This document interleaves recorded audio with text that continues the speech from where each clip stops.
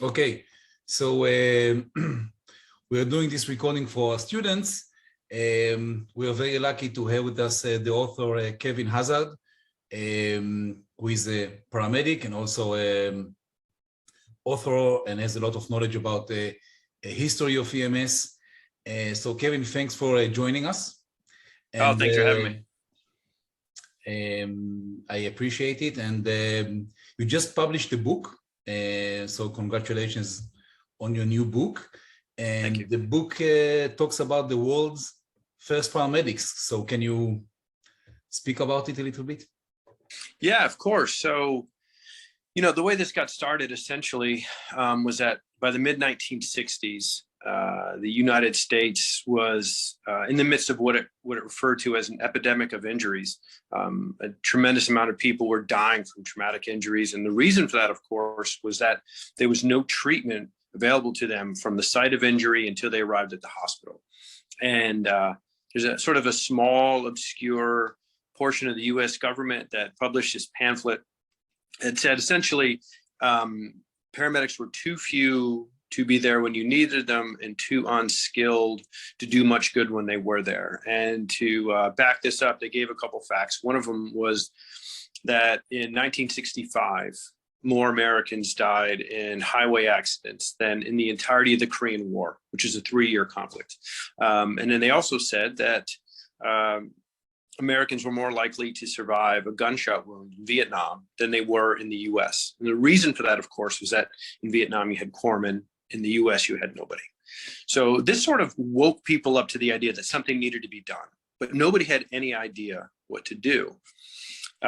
We were lucky that Peter Safar, an Austrian-born physician or anesthesiologist, had moved to the US. And in the 1950s, when he was living in Baltimore, he quite literally invented CPR. Up to that point, it was sort of a very rudimentary method that was being used, and Safar realized that it was not effective and it didn't do anything at all. And so he just developed the steps of CPR, and to prove that they worked, he set up a series of tests that he staged in an operating room, an abandoned operating room in Baltimore. He sedated medical students and then kept them alive for hours at a time with Boy Scouts. So, I mean, imagine, you know, you take healthy people, you paralyze them, you sedate them, and then you have 11-year-olds keeping them alive. So the world sees the results. We showed this video to students and they don't believe that this was actually ethical. I know. Well, you know, it skirts the boundaries of what you could get away with. But, you know, I guess if you have, if all of your test subjects have been fully made aware of exactly what it is you're going to do, then, you know, you can do whatever it is you want, I suppose. The interesting thing is he told the test subjects what they were going to be doing. And again, these were residents and students, but he didn't tell the rescuers what they were going to be doing. So he brought people in with zero training, who had no idea what to do, standing over, you know, this unconscious, not breathing patient. He gave them very basics of CPR and said, okay, go. And they did. And so then they went around the world. The whole world catches on to CPR. So Peter Safar is now the father of CPR. He moves to Pittsburgh, which is, you know, sort of a small industrial city in the eastern US. And he's there to start an anesthesiology program. And what he recognizes very quickly is that there's no pre-hospital medicine at all. And this is something that he's been working toward for several years. Safar's own daughter had a very severe case of asthma, and she died during a particularly bad asthma attack. And the reason she died was he was not home. And by the time she got to the hospital, she was brain dead. So he actually took over care of his own child at the hospital. He got her heart restarted, got her breathing again, but she was brain dead from this prolonged period of apnea. So he knows something needs to be done. So he sits down and he develops the world's first the full spectrum paramedic course. And he's got, you know, just tremendous idea. He redesigns the ambulance. He redesigns everything from, so imagine telemetry and cardiac emergencies, respiratory emergencies, OB emergencies, traumatic injuries, everything, all the things that were not being done before, all the things that we do today. He sort of out of whole cloth invents all that. Then he designs what the modern ambulance should look like, including things that we have like wall-mounted suction and captain's chairs so you can manipulate the airway, enough room for a second person to be in there to do CPR and to give medicines and treatment. All this is Safir's idea. The problem is he has no people. So he has this incredible idea that could save lives, but he has nobody to carry it out. Simultaneous to this, there's a group on the other side of town called Freedom House, which is an organization specifically set up to try to bring jobs to the Black community. There was a particular neighborhood in Pittsburgh called the Hill District, where poverty and unemployment were particularly high. And so there was this organization that had been established to try to get job training for people living there. So you have on one side of town, a guy with a great idea, but no people. And on the other side of town, you have this group with people, but not sure what to do with them. They come together, sort of this perfect moment of kismet. And next thing you know, you've got the world's first paramedics. So in 1968, they come out of training and they begin. And these, these 24 Black men from an impoverished neighborhood of Pittsburgh become the precursors to everything that we know today. Amazing. And I know Nancy Caroline was the medical director of Freedom House. So can you speak a little bit about her background and how did she become the medical director of Freedom House, and what was her actual role as a medical director? Sure.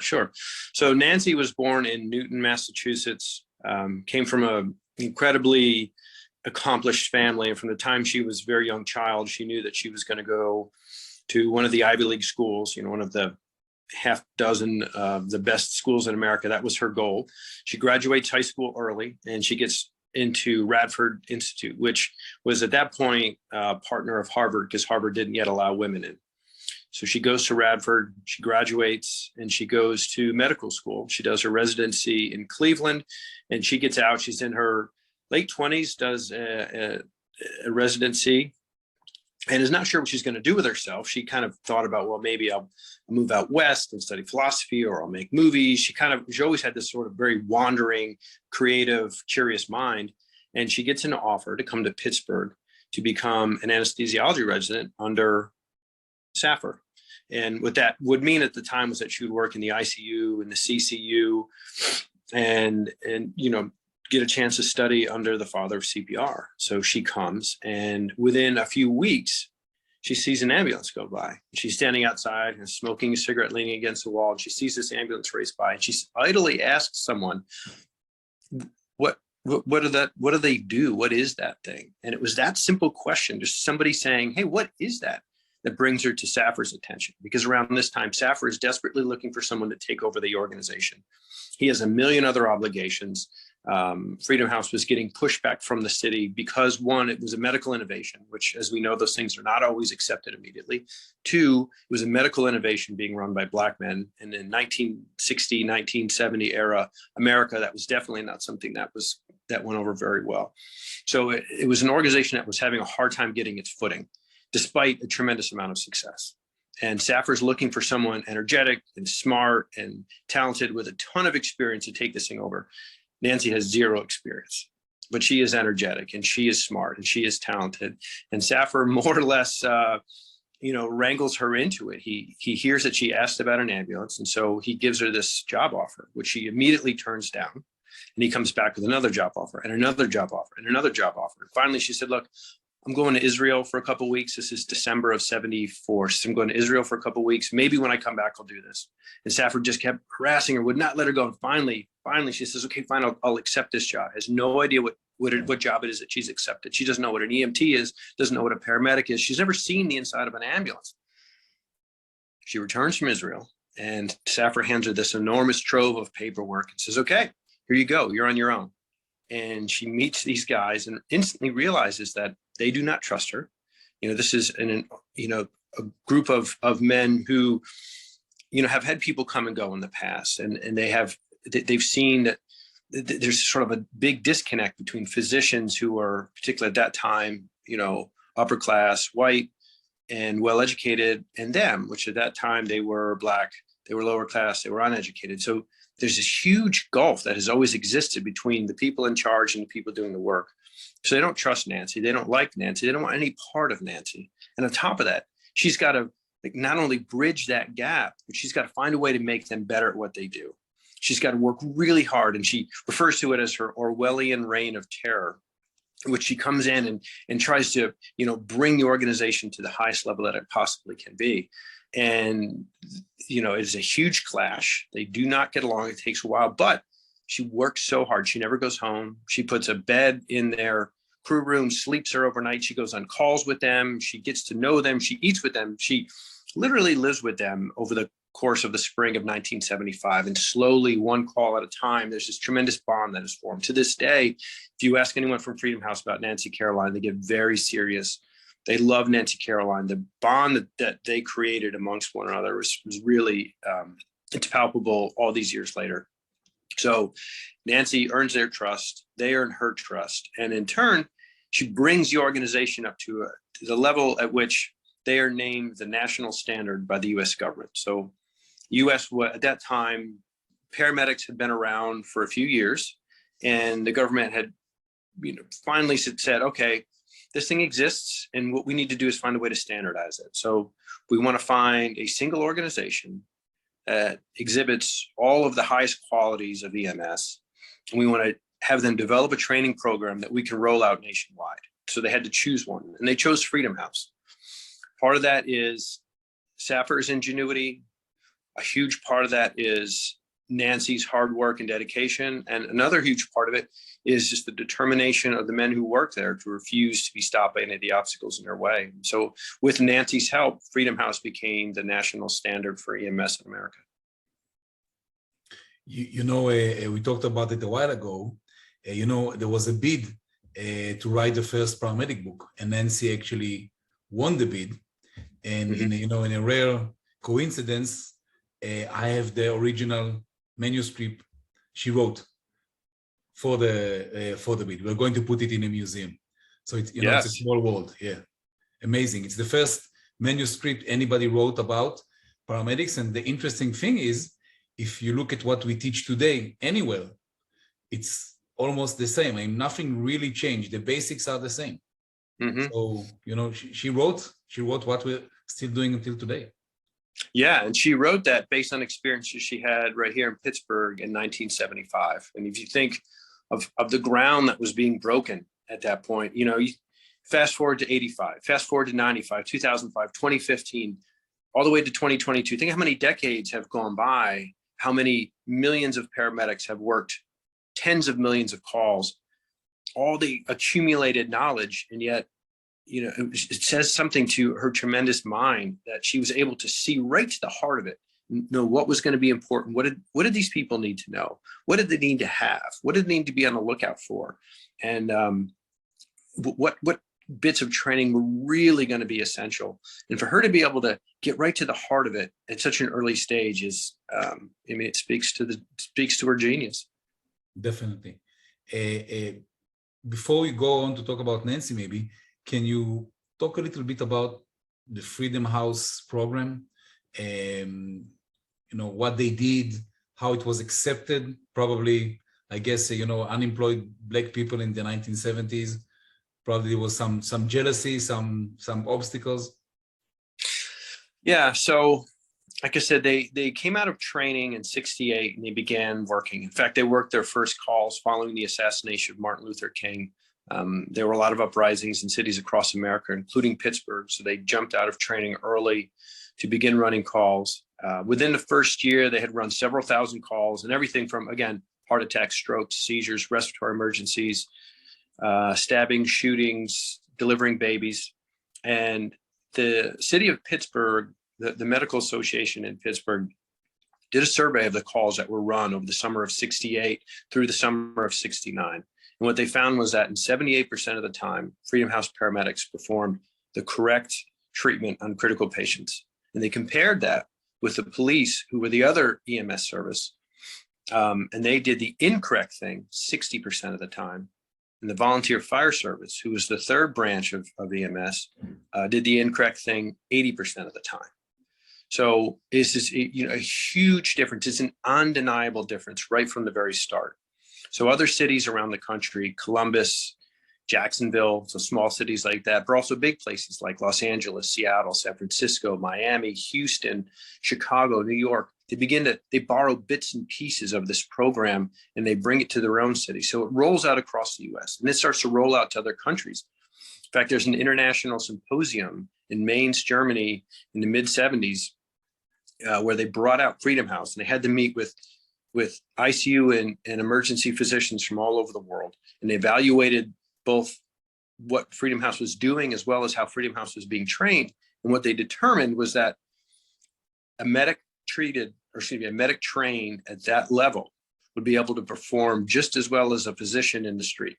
So it'd be no drop off in care from a doctor or a paramedic as long as they were trained to SAFR standards. So, I mean, this is tremendous.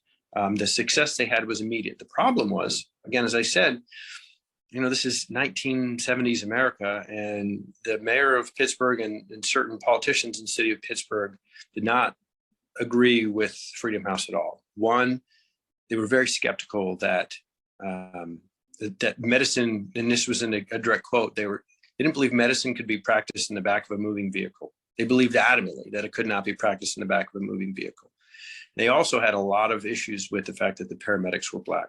And the reason I say this is, if you look at all of their objections to Freedom House, it becomes impossible to deny at a certain point that the root of the objections were the race of the men doing it, much more so than what they were doing, because their objections got more and more specious. And as each one was disproved, they came up with another one, and they were reaching further and further. And finally, by 74, they've got no choice but to admit, okay, yes, you can practice medicine in the back of a moving vehicle.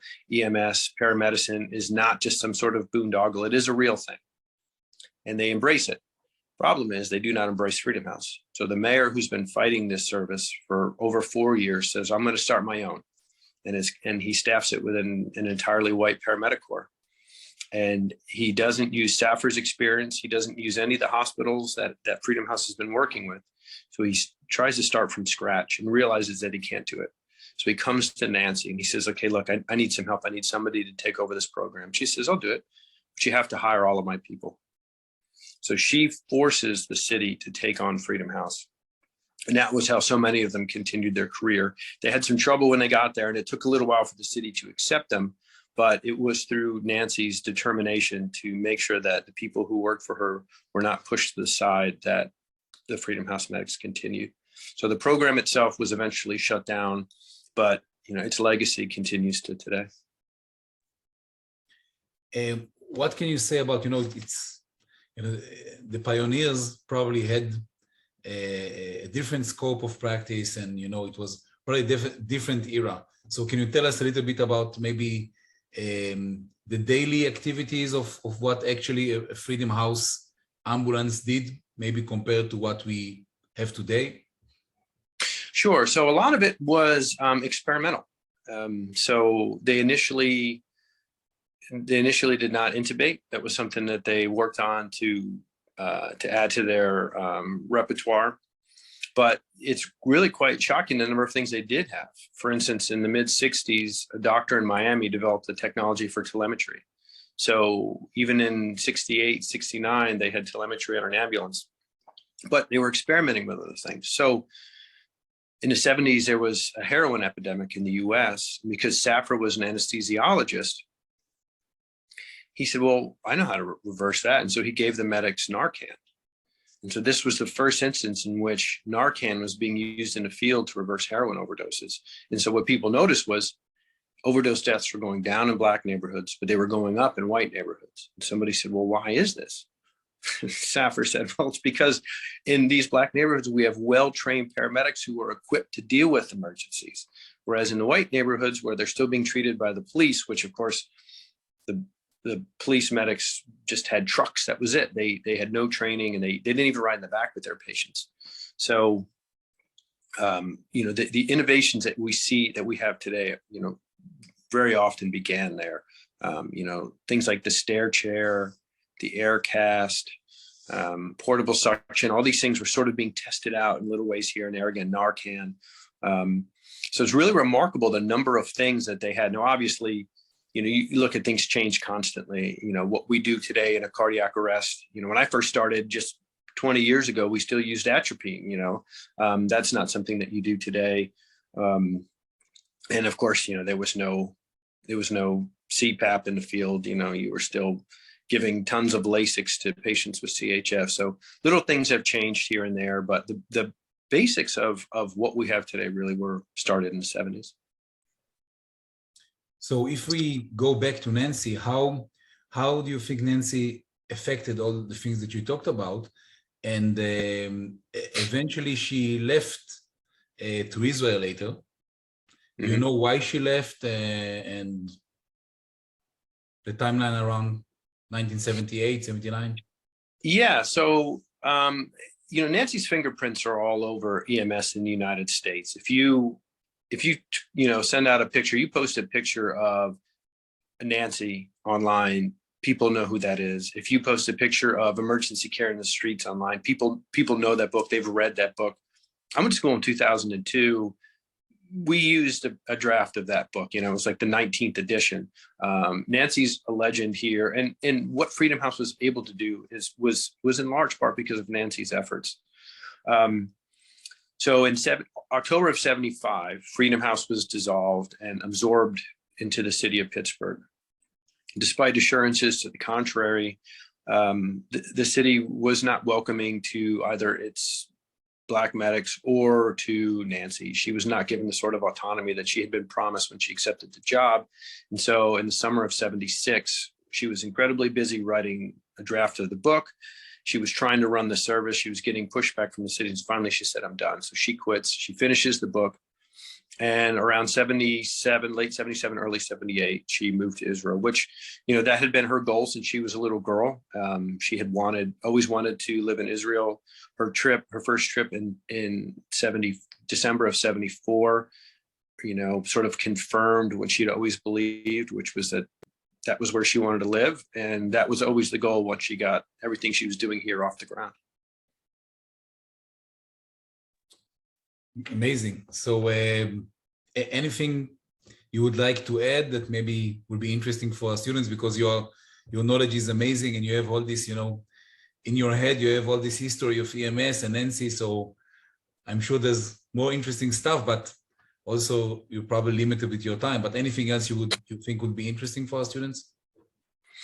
Yeah, there are really some, I think if you look at the legacy of Freedom House, it ended on something of a sour note.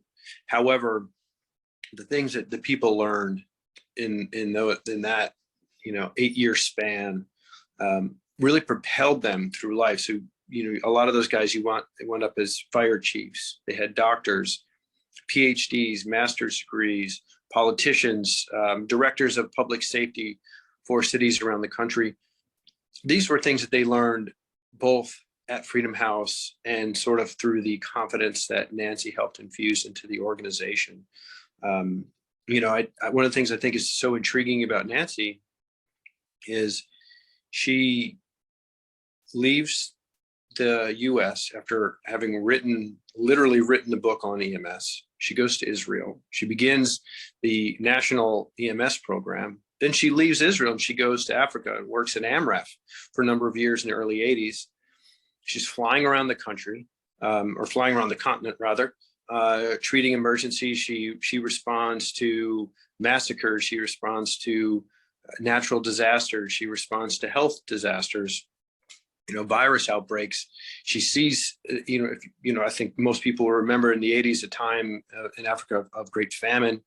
She begins, oddly enough, a food program. I mean, this is someone with no knowledge of how to grow any, she's not a farmer, and yet she begins this huge food program in East Africa. I mean, her knowledge was boundless. And then, as you know, she returns to Israel and starts the hospice program. I mean, it is quite remarkable for someone who grew up in a small town in the East Coast of the US, graduates from high school early and just launches herself into the world. But it was always incredibly curious. You can see that in her writings, even from the time she was a child. There's a story that she tells about one morning, her brother was in the shower and she went in the bathroom and she flushed the toilet. And she heard him howling because, you know, in these old houses, you flush the toilet, that sucks the cold water out. So his shower turned hot. He started screaming and she ran outside and she was laughing because she had pranked her brother. But she said she remembers feeling the tingle of discovery. And she realized that, oh, wait a minute, there's two different pipes leading to the shower, one hot, one cold. And when you flush the toilet, the cold turns off and only the hot is left. And I think that really sort of encapsulates who she was, the fact that there was this sense of wonder in the world. There's another great story that sort of catches her sense of magic, and that's that there was a little tile in the ceiling of her bathroom in the house where she grew up, and she always assumed that that little door, if you lifted it, it went to someplace magic. And she always wanted to look, but never did. And so before she left for college, she climbs up on this ladder and she reaches up to open the door, and she's about to open it, but she stops because she said she didn't want to open a door and see what magic was on the other side. She wanted to leave a little bit of mystery in the world. And I think those two things from someone who was so young really show you the sort of both the you know, the yearning she had for knowledge, but then also her, you know, willingness to accept that there's some unknown in the world and to embrace that. And I think those are the sort of things you need in pioneers. Great stories. So thank you very much for this brief interview. And I am looking forward to reading your book. Hopefully it will be translated to Hebrew soon, so we can have it more accessible to more people. Yeah, we're working on that. For some reason, it's been a little tricky, but we're working on it. I'd be happy to send you a copy. You and I have been going back and forth for a few years now, so I feel like if nothing else, I owe you a book.